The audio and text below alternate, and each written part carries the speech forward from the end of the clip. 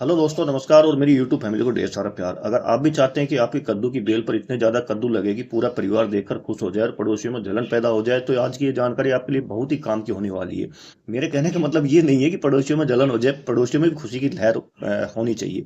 कई बार क्या होता है कि हम कद्दू की बेल तो लगा देते हैं, बीज को जर्मिनेट कर लेते हैं, लेकिन सही देखभाल न होने की वजह से पौधे से ज़्यादा ज़्यादा फूल नहीं ले पाते हैं, या कभी फूल भी खूब अच्छी मात्रा में आने लग जाते हैं, पर वो फल में कन्वर्ट नहीं हो पाते, या फिर छोटे छोटे कद्दू लगकर ही खराब हो जाते हैं। लेकिन अगर आप पौधे को सही समय पर सही पोषण और सही देखभाल मिल जाए, तो एक ही बेल पर आपको सैकड़ों की तादाद में भरपूर उत्पादन मिल सकता है। दोस्तों, कद्दू एक ऐसी सब्जी है जो कम देखभाल में भी अपना अच्छा उत्पादन देने की अपनी क्षमता को दिखाती है या दिखा सकती है, लेकिन इसके लिए कुछ जरूरी बातों का ध्यान रखना बहुत जरूरी होता है। ये जो आप देख रहे हैं, ये मेरा टेरिस गार्डन है, और इसमें इस वक्त कद्दू की मुझे एक बम्पर उत्पादन कंटिन्यू रूप से लगातार मिले जा रहा है। आप देख सकते हैं कि एक एक कद्दू का वजन कम से कम भी तो 3-3 केजी के करीब बना हुआ है। और एक ही कद्दू नहीं है, आप देखेंगे कि काफी अच्छी संख्या के अंदर मेरे यहाँ पर कद्दू के अलावा और भी काफी सब्जियां लगी हुई हैं, लेकिन आज मैं चर्चा कर रहा हूँ सिर्फ कद्दू की।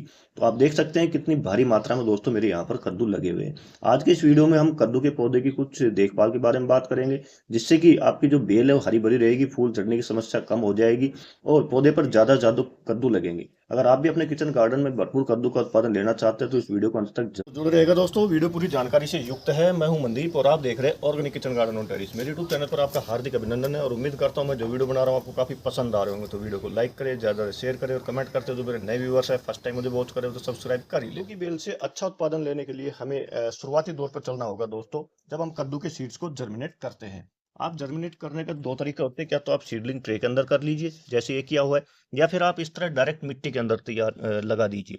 मिट्टी में जब भी आप लगाते हैं, तो आपको ध्यान रखना क्या जरूरी होता है दोस्तों, कि हमें जब सीड्स लगाते हैं तो एक बेसल डोज तैयार करनी चाहिए होती है। बेसल डोज मैं कैसे तैयार करता हूँ, जैसे मिट्टी को हम उपजाऊ बनाते हैं, तो क्या है, उसमें बेसल डोज डालकर तब उसको उपजाऊ बनाते हैं, ताकि सीड्स के अंदर कोई प्रॉब्लम नहीं है। तो हमें करीब करीब गार्डन की जो मिट्टी है, पुरानी मिट्टी 50% के करीब ये मिट्टी ले लेनी चाहिए होती है। और ग्रो बैग के अकॉर्डिंग जब हम कद्दू के सीड्स को लगाते हैं, तो हमें क्या करना चाहिए होता है, कम से कम 15x15 का जो ग्रो बैग है वो चाहिए होता है। तो उस ग्रो बैग के अकॉर्डिंग हमें 30% के करीब उसके अंदर फुली डिकम्पोज काव डंक मिलाना चाहिए होता है, जिसके अंदर क्या नाइट्रोजन की, फास्फोरस की और पोटेशियम की अच्छी मात्रा होनी चाहिए होती है। फुली डिकम्पोज इसलिए बोल रहा हूँ दोस्तों, अगर आप हाफ डिकम्पोज लगाएंगे, तो इस तरह जो ये बेल सीड्स जर्मिनेट हुआ है, ये इस तरह नहीं हो पाएगा। क्या तो अंदर ही गल जाएगा, या होना शुरू होगा तो ये तने के पास से गलकर नीचे गिर जाएगा, झुक जाएगा, क्योंकि उसके अंदर काफी ज्यादा हानिकारक बैक्टीरिया हो जाते हैं, जो कि पौधे को जर्मिनेट, सीड्स को जर्मिनेट नहीं होने देते हैं। तो इस तरह फुली डिकम्पोज आपने काव डंक लेना, जो कि ब्लैक कलर का हो, 30% के करीब इसमें मिट्टी के अंदर मिलाना चाहिए होता है, जो कि हम एक बेसल डोज तैयार कर रहे होते हैं।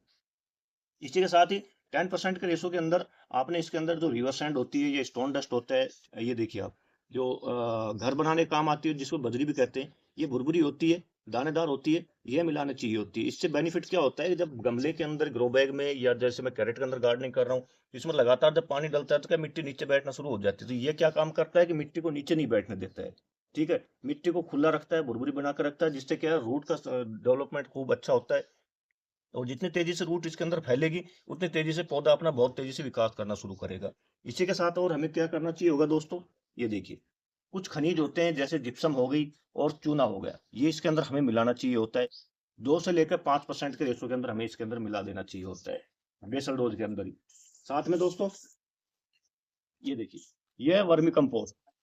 तो 5% के करीब ही हमने, जो बाकी बचा 5%, इसमें वर्मी कंपोस्ट और लीफ कंपोस्ट जो होता है, दोनों चीजें हमें मिलाकर इस तरह एक पोरस मिट्टी और उपजाऊ मिट्टी बनाकर और सीड्स को लगाना चाहिए होता है। एक बढ़िया बेसल डोज के साथ और उपजाऊ मिट्टी बनाने के साथ जब हम सीड्स को जर्मिनेट कर लेते हैं, तो आप देख सकते हैं कि एक पौधे अब करीब करीब 30 दिन के हो चुके हैं, और सभी पौधे पूर्ण रूप से हेल्दी हैं, और पत्तियों में लगातार चमक बनी हुई है, और पौधे अपने आप को आगे बढ़ाने लग रहे हैं। अब इस वक्त से आपको करना क्या चाहिए होगा, जब पौधा 30 दिन से ऊपर का होना शुरू हो जाता है, तो हमें नियमित करीब करीब 7 से 10 दिन में एक बार जो घर में अपने हल्दी होती है, आधा चम्मच के करीब हल्दी लेनी है, और उस हल्दी को 1 लीटर पानी में मिलाकर प्लांट पर हमें स्प्रे करना चाहिए होता है। साथ ही हमें ये देखना चाहिए होता है मिट्टी के अंदर नमी बनी हुई है क्या नहीं।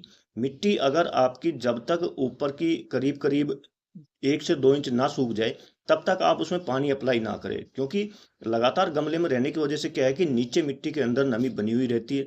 अगर आप देखते हैं कि ऊपर थोड़ा-सा सूख गया और मैं पानी डाल दूँ, तो उससे क्या होता है कि रूट गलन की समस्या शुरू हो जाएगी और पौधे के अंदर अगर एक बार नीचे गाँठ बनना शुरू हो जाती है, जिसे हम निमाटोड बीमारी कहते हैं, तो पौधा अपना विकास नहीं कर पाता है। तो इसलिए जब तक ऊपर की मिट्टी कम से कम 1 से 2 इंच ना सूख जाए, आप पौधे में पानी अप्लाई ना करें। इतने अच्छे रुख में कद्दू बनने के लिए हमें क्या चाहिए होता है कि हमारे गार्डन के अंदर जो नेचुरल पॉलिनेटर होते हैं, जैसे तितली होगी, भंवरा हो गया, मधुमक्खी हो गया, उनका आना ज़रूरी होता है। अगर वे नहीं आते तो हमें करना क्या चाहिए होता है, जैसे आप देख रहे हैं दोस्तों, ये जो फूल आपको दिखाई दे रहा है, ये कद्दू का मेल फूल होता है और इसके अंदर एक जो इसका स्टिग्मा है, इसके ऊपर एक पाउडरनुमा चिपचिपा पदार्थ लगा रहता है। हमें उसको करना क्या चाहिए होता है कि उस पदार्थ को वहाँ से निकालना चाहिए होता है। तो कैसे निकालेंगे हम उसको?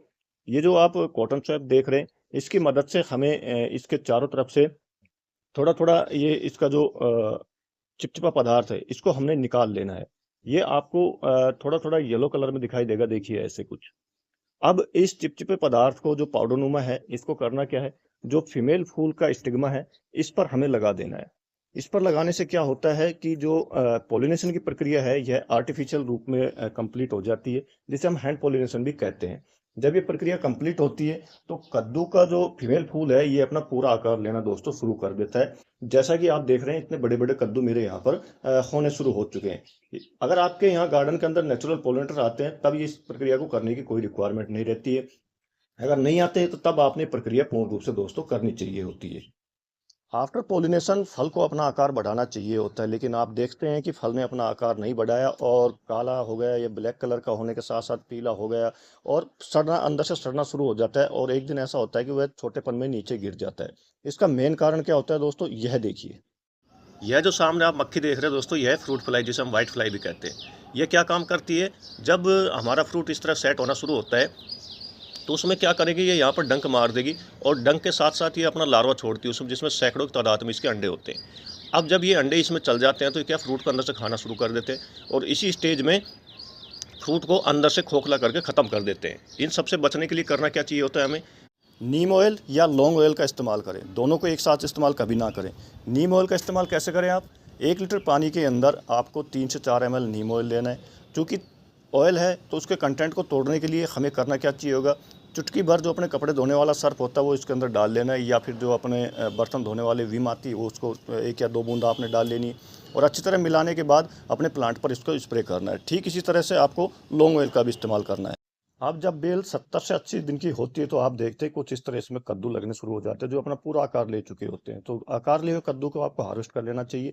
इसी के साथ दोस्तों, जब हमने बेसल डोज बनाई थी, तो बेसल डोज का असर अब क्या धीरे-धीरे कम होना शुरू हो जाता है, क्योंकि जब बेल अपने आप को आगे बढ़ाती है, तो पत्ते भी इसके काफ़ी चौड़े होते हैं और इसका फल भी काफ़ी बड़ा होता है। तो क्या वो मिट्टी से पूरा पोषण खींच चुका होता है, पूरा न्यूट्रिशन खींच चुका होता है।